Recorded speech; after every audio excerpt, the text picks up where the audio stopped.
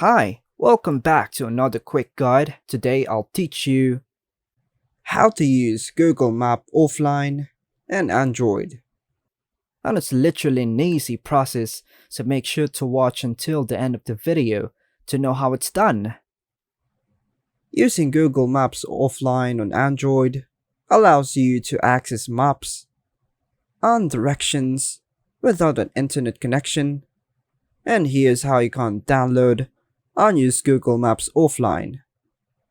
So the first thing would be, launch the Google Maps app on your Android device.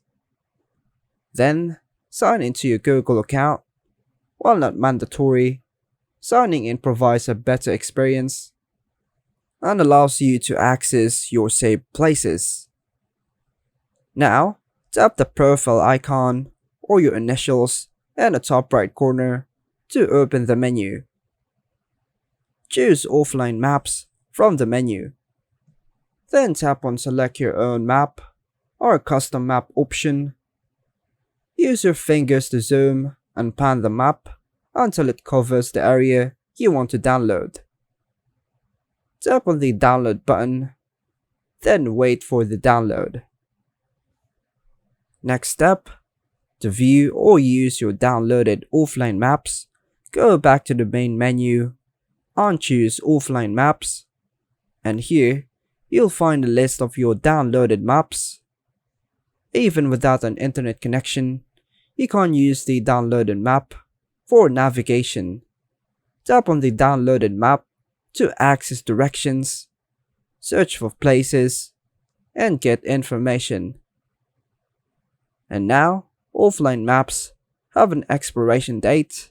To keep your maps up to date, open the Offline Maps section, tap on the map you want to update, and choose Update.